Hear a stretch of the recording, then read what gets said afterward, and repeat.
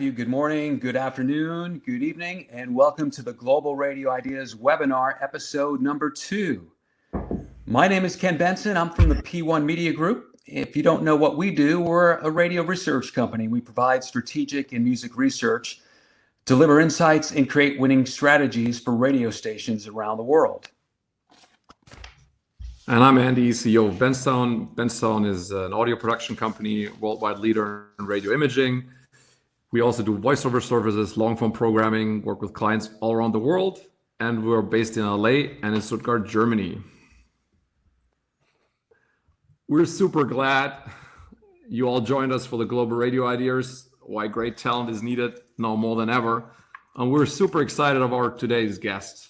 It's going to be fun, it's going to be entertaining.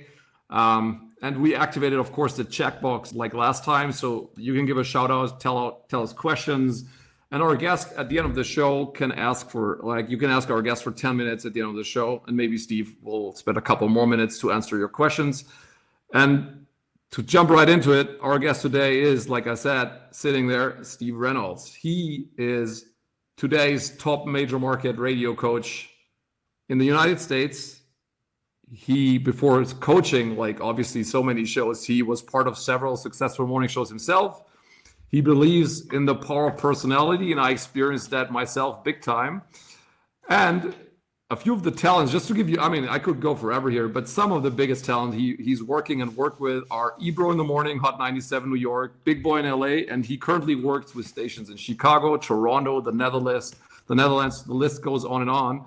And of course, he's still coaching the legendary Rick Dees. So please welcome my dear friend from the Reynolds Group Radio, Steve Reynolds. Hello. Steve. Hey, hello. I would like to fake that I can't hear you now, just to rattle Ken. Ken, can you hear us? Are you back, Ken? He may not be. Hey, Andy, before we get going, and it's just thank you for having me here. We're going to play a little game during the course of the next 30 minutes. I have put in this envelope the time at which I think you'll accidentally use the phrase "the new normal." If you do that, and we open this envelope, and I've correctly predicted the time at which you do that, you have to produce for me 2 stellar Steve Reynolds jingles that I will listen to when I'm having a moment of insecurity. How does that sound? Yeah, we'll do that for sure. All right, good. It's great to be with everyone today. Andy, you and I have known each other, and Ken and I have known each other for many, many years. Deep respect for you guys, and thank you for inviting me on. Yeah, so Steve, I would say let's jump right into it. Hopefully Ken can make it work. I'm back. Can you hear me? He's back. The man. All right, fantastic. I'm safe here because obviously these 2 guys are the entertainment experts, not me. So we wanted to jump right into it, Ken, if that's cool with you. So Steve, obviously I'll did some introduction for you, but let's begin by sharing something we don't know about you, because obviously a few people on that call might have worked with you. So is there anything you can share with us so people don't know about you? Something people don't know about me might be that here in the States, my favorite sport is the sport of basketball. And during the winter months, God willing, we have a season this year with COVID that for the last 3 decades, I've refereed high school basketball a couple nights a week, and it's how I stay fit and how I exercise. So that might be something that very, very few people know about me. That's my favorite sport, and that's what I do. Excellent. Well, Steve, I think most people are here to learn from you today, and you're one of my favorite consultants in the world. And we were so excited that you accepted our invitation to be here today. And you also suggested the title of today's webinar, Why Great Talent is Needed Now More Than Ever. So I've got to ask you, why? For the last 20 years, I've heard that radio is so over, and Spotify is going to kill radio, and podcast is going to kill radio, and it's never been true, right? It's never come to bear, especially with what we've seen in the last 3 or 4 months with COVID and with the protests worldwide for Black Lives Matter. Talent is the quintessential element of a radio station.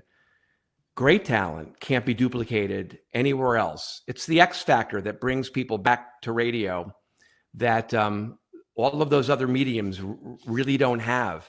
Our ability to bring comfort to and connect with The audience is unparalleled. There are thousands of listeners to every radio station for anyone who is on this webinar today, thousands. Yet, if done properly, if done strategically, the audience believes it's just you and them, that there's no one else but them. They're in their car, they're in their home, wherever they might be.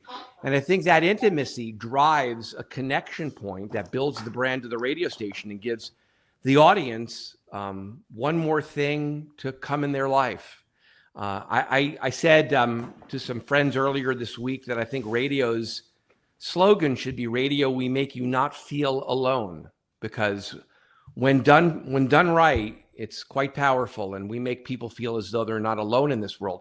And despite all of the social media and my ability to put a face on who I want you to think I am, I can't hide when I'm on the radio. I'm compelled to be vulnerable and be honest and be myself. And, as Andy and you and I were talking, Ken, before it started, that you just can't bullshit listeners. They know when they're around the real deal. You can't fake it till you make it. You got to be real all the time. And that's our true power. And we can only do that. We can only bring trust to the brand by the people who are on the radio. Yeah, wisely said. So, you already mentioned it. The times are challenging, and I don't want to say new normal, but the times are really challenging for radio DJs, presenters. There's Andy, you actually violated it though, Andy. So, the times are really not regular. Let's phrase it that way. So, we of course have still coronavirus, then George Floyd, you mentioned that, defund the police, Black Lives Matters. Several shows, not just in the United States, have been fired for making insensitive remarks and comments. How are you advising your shows to work safely, with this sensitive topics? Not maybe because just of themselves, also because of not offending people or not communicating the right message or spreading even more complications to the life of the listener. How do you advise these shows to work in that new normal? Okay. We'll settle up after the webinar is over with Andy. Okay. First I want to note that I think relevancy drives everything. Authenticity and relevancy drives everything. If the audience believes that you're inauthentic, they're never going to give you a fighting chance. We as consumers only hang around brands that are authentic. But I think relevancy is critical. I listen to shows and they're not on the topics of the day. Howard Stern in the States is probably the most powerful radio media figure that there is. I'm not suggesting that anyone else do this or could do this, but about a month ago, Howard Stern got on the air and he told his mostly adult male audience that Donald Trump really hated them. He hates you. He hates you. And he further said to his audience, and because you voted for him, I hate you too. And I don't want you listening to this show. The audio, go find the audio. It's online. And again, there are very, very few talent, if any, besides Howard, who could actually say that on the air and not lose listeners. But Howard has so groomed that relationship with the audience, he could be that honest. And I think, don't we want that same kind of relationship with our listener? And how are we getting there? So you've got to be relevant all the time. If there is a topic going on, I hear shows tell me all the time, well, we're the escape to the topic. And I think that's nonsense. I think people are searching for connection and context.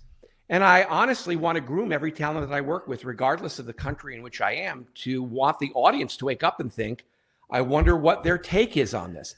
The critical X factor here is the tone you bring to it. I could say the same sentence a variety of ways. One could be super aggressive, puts you in your silo, makes you defensive and angry. And I could say it another way that is compassionate and understanding and open. And that's really what I coach. I'll go back to the protests. A lot of shows in the States were afraid of the protests because the prism through which they see it is politics. And then I said to many shows, what about getting on the air and telling the audience racism is bad? What about that as a polarizing message or political? What about getting on the air and saying there are people in our country that feel marginalized and they're not heard? What about that is polarizing or would make a listener call and say they don't want to listen to you any longer? tone is everything. And if we think that through and we're strategic and we understand emotionally where the audience is around the topics of the day and just show our humanity, then how could we not become more important to them in developing a connection point where they care about me so they care about the show?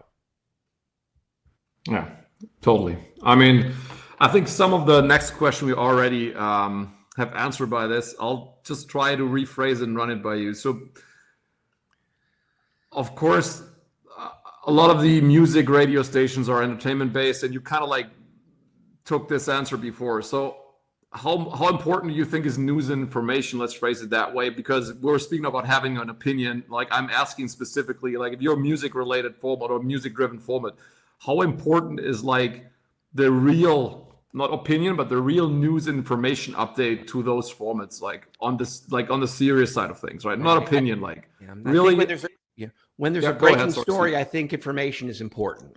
And I think information delivered by your friends, the people on the radio, the people that you feel you know, is perceived much differently than getting it from I was going to say credible news source, not that anyone on this webinar or anyone in our industry would give non-credible information. But what matters to me is information that's delivered to me by someone that I trust. And so I think when coronavirus is a story and people are in search of information, getting it from someone that I have a relationship with, which is again what we excel at, is really important. But there's a point at which, you know, there was a point in coronavirus where like all the information was out there. Anything else to share was done. And so what the audience then wanted was humanity and lifestyle into the topic. Okay, so you would basically advise now Corona specific to basically move on, because the information is, if there is not a hotspot close to where you live, to the show you're listening to, so to move on to entertainment and like to deliver what the audience is expecting, right? So that's what I think it's entertainment around the topic. Okay, so like here in the States, I work with Mojo in Detroit, one of my all-time favorite shows. No one could get a haircut. A problem for Ken, a problem for me. Hey. Not for me. Not for you, and that's, Andy, not your new normal. I mean, you know, there were no salons that were open. And so, you know, there are connection points around lifestyle too. Mojo broadcast on Facebook. He put a computer in his kitchen with his stylist on the computer. And then he was getting his hair cut from his wife, who had too much to drink because it was 7:30 at night. And his son was broadcasting all of it on Facebook. And I sat hysterical. I'm like, how does he know that that's my life? And I was entertained by it. So I don't think we pivot from the topic. I think we have to explore the topic and how it affects us as talent, and then use that and bring that to the show. Okay? In these challenging and trying times. And I've got one here too. So I don't think we depart the topic if the topic is still big. That's relevancy. Okay. Well, Steve, I'm glad you brought the props. It makes it much more interesting to watch you. McVay didn't bring props last week, and Valerie Geller's not bringing props next week. I had to. So listen, I saw you speak at a conference once some years ago, and you said something that I just will always remember. And I quote, "Life sucks, make them laugh." So I imagine everybody watching this today would agree that 2020 sucks. Right. So should we be turning up the laugh quotient when all this seriousness is also going on simultaneously in our lives? Yeah, absolutely. So when shows, I'll go backwards for a second. I ask shows, well, what did you do around the protest? And these are new shows that I work with. One most recently, well, we don't do politics is the answer. What that is to me is fear. They're scared of doing it. And their excuse is it's politics. Therefore, I don't have to deal with it. So they get on the air and they do all their bland and boring features that don't matter on right now. And then I reframe it for them. Okay. I teach them tone. I explore with them in conversation how to do it in a way that makes the fear go away. And then we find the humor points. The people are not looking for an escape from the topic. They're looking for an escape from the seriousness of the topic. And those are big differences, right? So I'll turn a show on and they'll be doing their impossible trivia question or their bland feature that I don't think should be on right now. And I say, let's find a fun thing to do around coronavirus now that the fear is gone and we know what we have because we have information.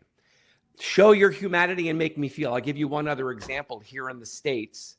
One of the pieces of advice when the protests started is I said to the shows that I work with, on Sunday, I had phone calls with near every show to prepare for Monday, because that's what you got to do, right?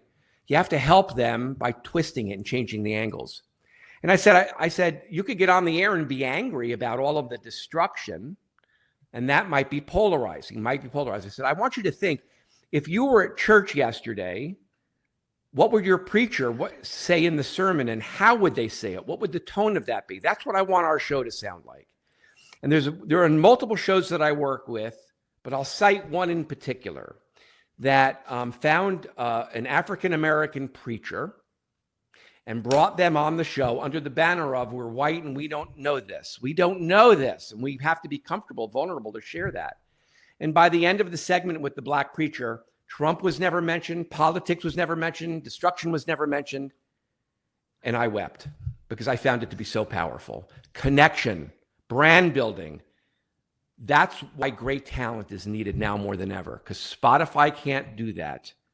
And if you do it and your competitor isn't, there'll be a bond that happens that bring people back. Steve, I love your statement when you said people are looking from an escape from the seriousness of the topic.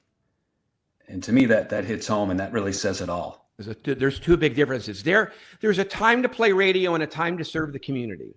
So at the height of COVID, at the height of the protests, we had to serve the community. Information done in a serious way, but showing our humanity, okay?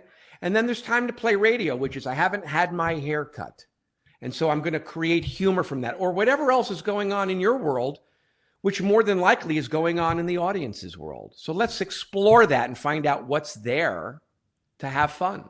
I wish more of our clients here over in Germany would have seen it the same way. So we'll try to implement a lot of the stuff we've done with Benztown for the US radio stations here as well with our clients. But like they all shied away and try to basically do the new normal, like by entertaining, literally like the same way they did before, because they were shying away from this topics in terms of like they were afraid of addressing it in the right way. And I think it's a really important thing is like it's easy to address that. And I think that's what I find so remarkable about what you said and about your way of like coaching people.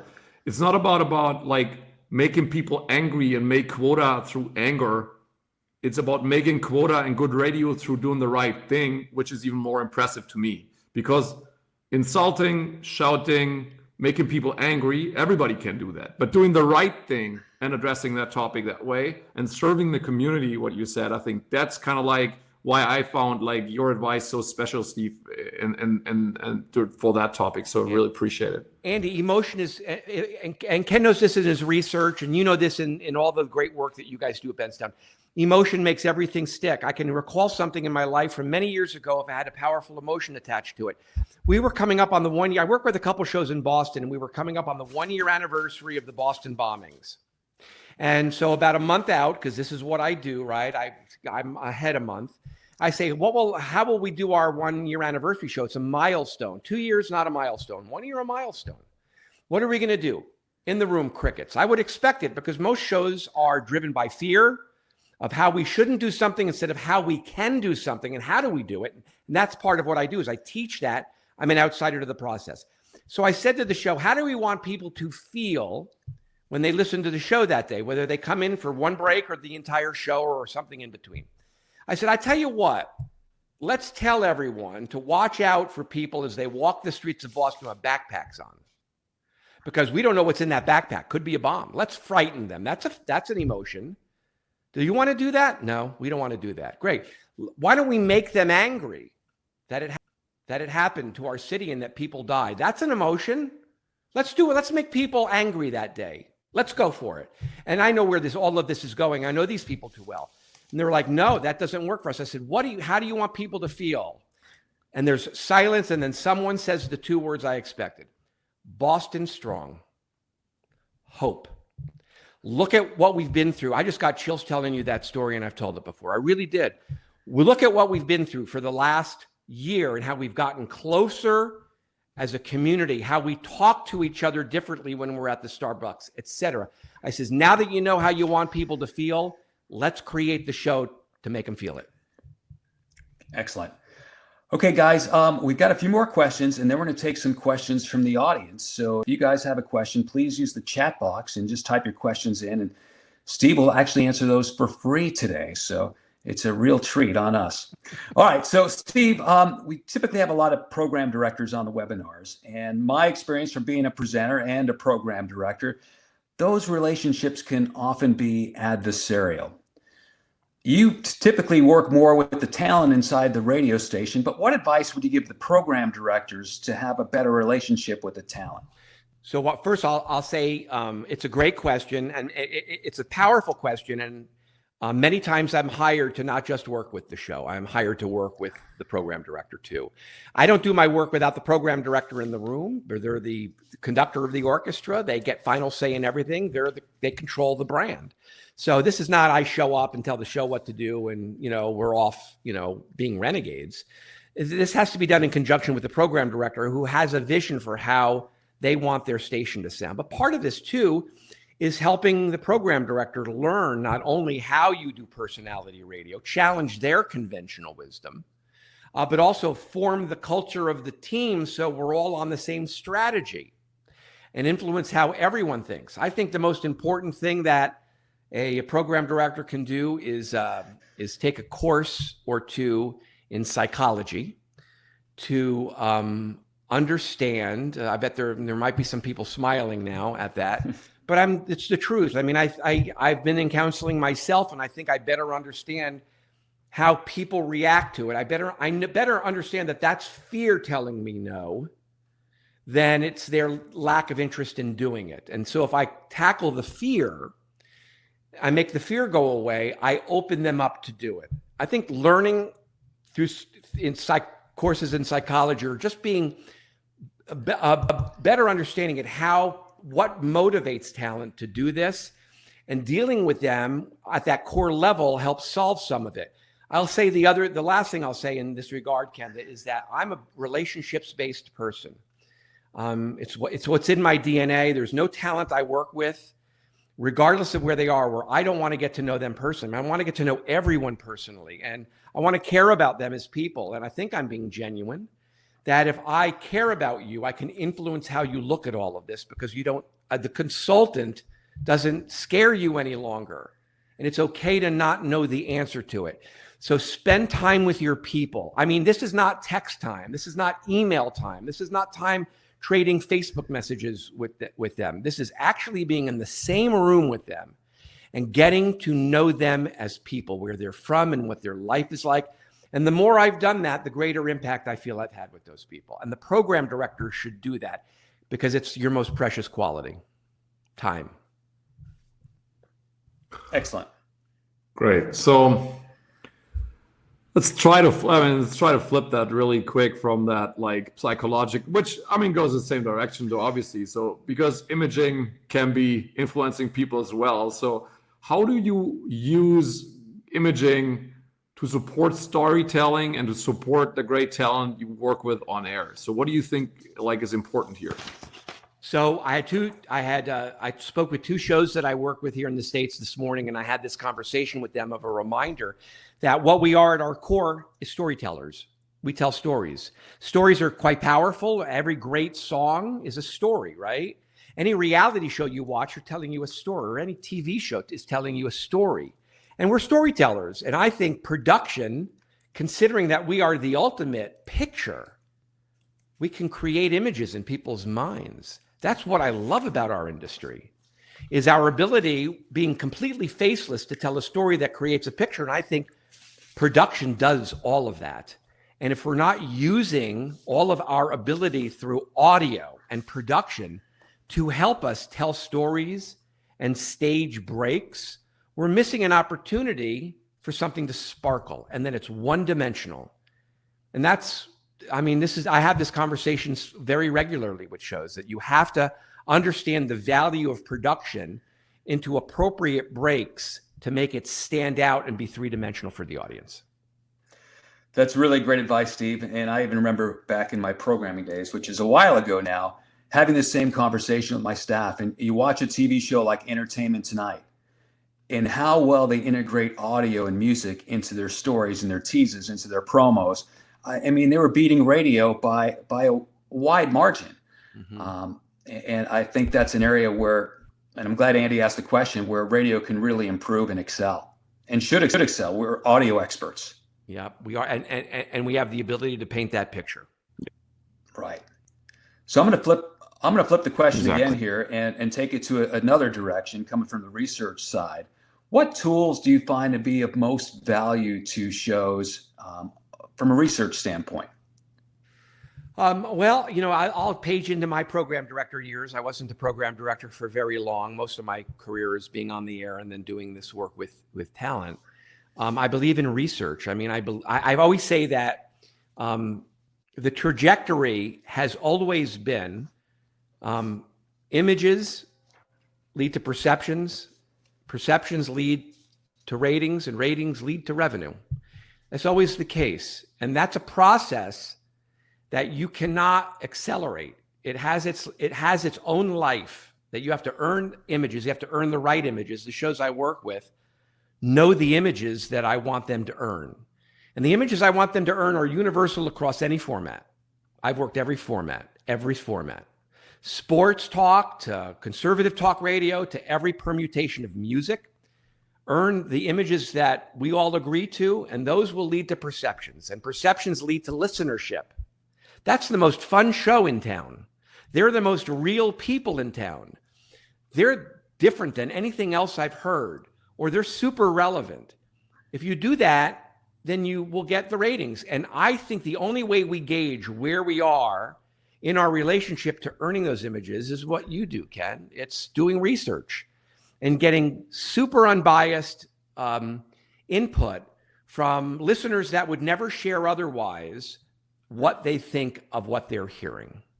So whether that's dial testing or it's broad-based perceptual research or it's focus groups, I've always believed that those are important tools by which we can make adjustments to our content strategy to better fit the audience to move along that spectrum of images lead to perceptions, perceptions lead to ratings, ratings lead to revenue.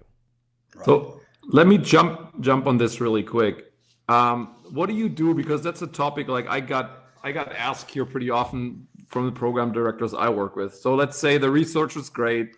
We know the production is well. Everything sounds great on that radio station. Just your talent doesn't fit the research images you need to have to be a market leader or whatever the position in the market should or would be for that particular station. So how do you address that conversations, with the talent to shift gears, and maybe worst case scenario, how do you explain like the talent that they might not be the right person for the job you see through the images? Mm-hmm. Because I feel that's a very complicated situation, right? You get the truth here served by somebody like Ken, and you got the people you should and have to work with on the other side, and that might not fit together that well. Right. Or can you change that? Yeah. Well, I can't preach authenticity and then tell a talent to be themselves. And then if they don't fit the brand, you've got to be honest. Sometimes you have an older person on a top 40 and there's that disconnect because the audience feels that this person is not like me. Attitude, aptitude, and work ethic. This is how I evaluate talent at all times. What's their attitude? Are they positive people? Or do they bring nothing but problems to you? Or do they bring solutions? And then aptitude, do they have the capacity to reveal themselves with the audience? Are they fun? All these DNA qualities. And then will they do the work? Do they do the work to pull it off? And so I believe that what will fuel my relationship with talent to test to get them there when it doesn't feel like a fit is to just be honest with them and say, here's the perception, but let's work on this. But we have to work on this in a manner that doesn't turn you into anything other than what you are. My job is to not have you do my show. My job is to get to know you so well that I help you do a better version of your show. And if we get to the end of that process and then Ken says, it's not a fit, And then unfortunately, it's a business decision, and we have to find a place for you where there is a natural fit for you. And that happens. Steve, we are flying through this today. We're already at the 30-minute mark, so I hope you can stick around for a few more minutes, because Sure. we definitely want to get to a couple of questions. But also, I think the last question we have for you is one of the things we teased in promoting the webinar, which you're going to share 5 tips to improve your show tomorrow. Okay, I'll let's do these very quickly so we can get to everyone's questions or those who have them. These are 5 tips that I think improve shows, short and long term. Here's tip number 1. Stop looking at social media for feedback. I didn't have it when I was on the air, thank God, because I would have been like most people on the webinar. I would have been absorbed looking at it.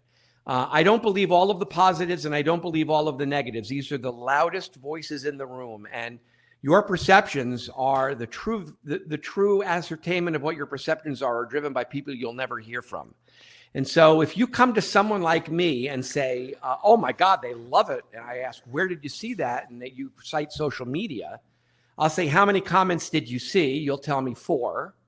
And I'll say, we have 100,000 listeners. Are you comfortable making a strategic decision to do more or less of that based on 4 people out of 100,000?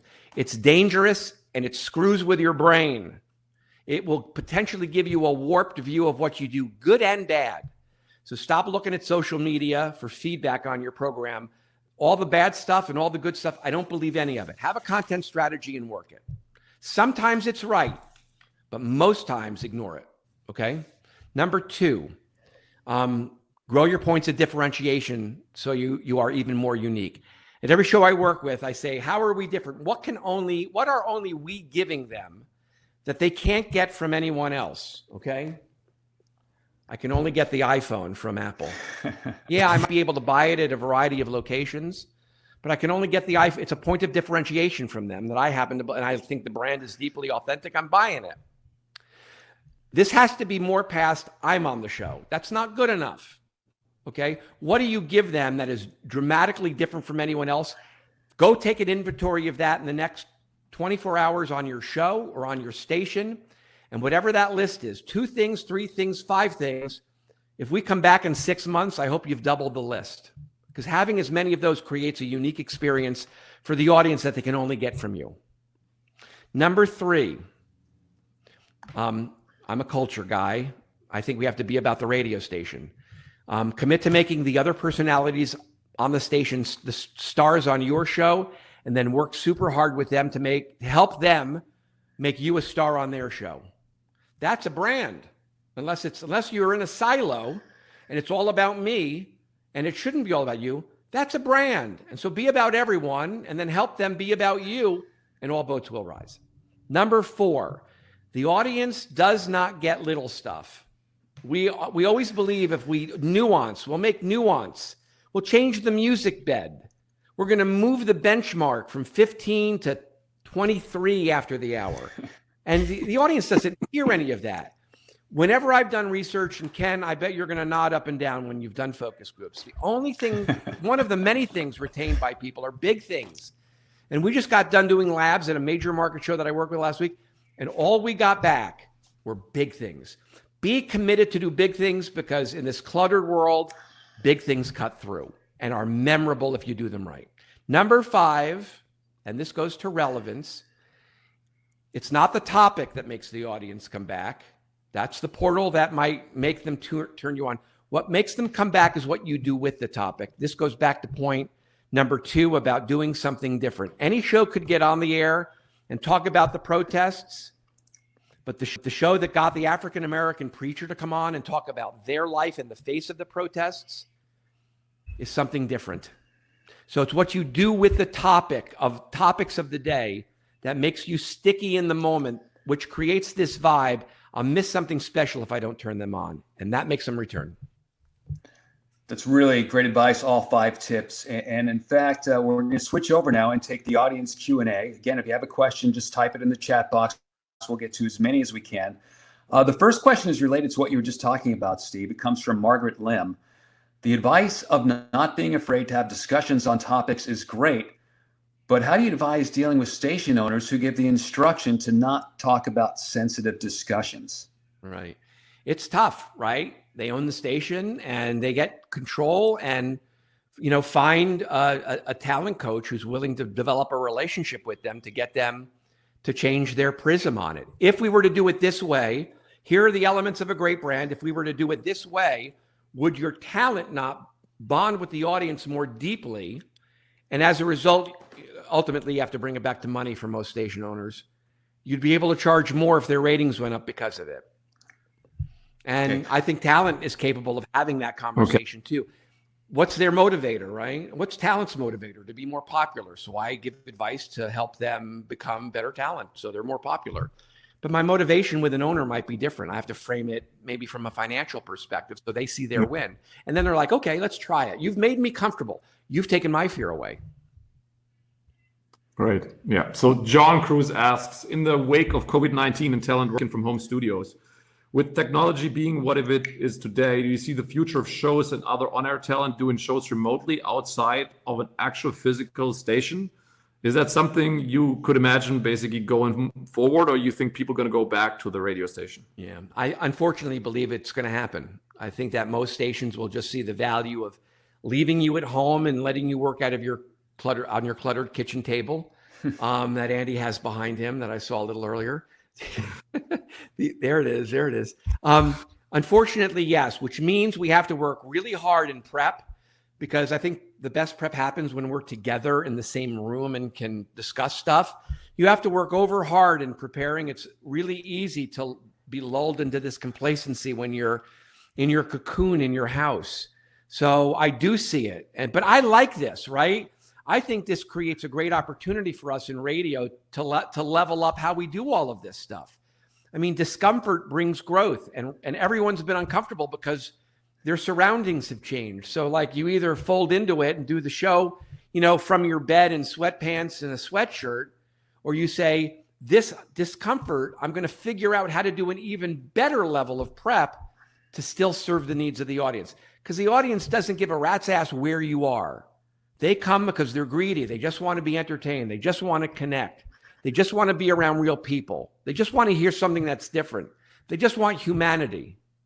So the answer to John's question is yup. So now the question will be, how will you react to it to grow even more as a talent? Okay, maybe the last question, but it comes from Evo. In the case of sensitive topics, like there are a few at this moment, how do you deal with air talent being afraid to say something that may offend someone? Do you soften your humor? How can you remain authentic when adjusting with humor? I think the best humor comes organically. I've heard breaks on shows that have been at their ground level, very serious topics. And to break the tension, someone will say something humorous. I think it's when we try to be funny is when we depart, and you get that. For me, the best breaks happen when I'm talking with a show on a Skype or a Zoom or on the phone, or I'm in a meeting in whatever forum it takes. And, I will, without shows realizing it, just sort of get them into a conversation about what's going on in a very natural way. I'll never say the protests, what are we doing with it? Because I think that's a conversation stopper. That puts them over here in their mind frame. I'll say, oh my God, I just saw the video of that, knowing they probably did too. And then we get into a very natural conversation. And instead of getting them, the radio personality commenting, I get them, the human being, commenting on it. And I'm making mental note, and I'm being inquisitive, and I'm getting them to show themselves. And they might say something genuinely humorous in the course of it that is never off-putting. And then I will note, that's your break. Go do that tomorrow.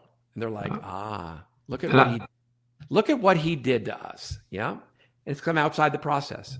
And I think that's what makes you different, Steve, to finish you. that. I think that's a quality, and I think we all worked with a ton of different coaches and consultants in our life. I think that's a quality you bring to the table almost as uniquely as nobody else I've worked with. So thanks for sharing all that with us. It means a lot to me. I have a lot of respect for you guys, and I hope this was valuable. And thanks to the both of you for putting these on. They're very important globally to our industry, because I think, we've proven in the last few months how important radio is its relevance, and its ability to be a powerful force in the lives of listeners. So thank you. Thank you, Steve. And from Tim Slats, thanks much for doing this. Learned a lot. So I imagine that's the feeling of everybody that's participated today. So thank you for being here. Steve, thank you very much. It's great to have you here. You've been a wonderful guest. You can reach Steve at steve@reynoldsgroupradio.com. This video will be made available later for you to watch at your leisure. And we want to tell you, too, about the next webinar, which is coming up on Thursday, July 23rd.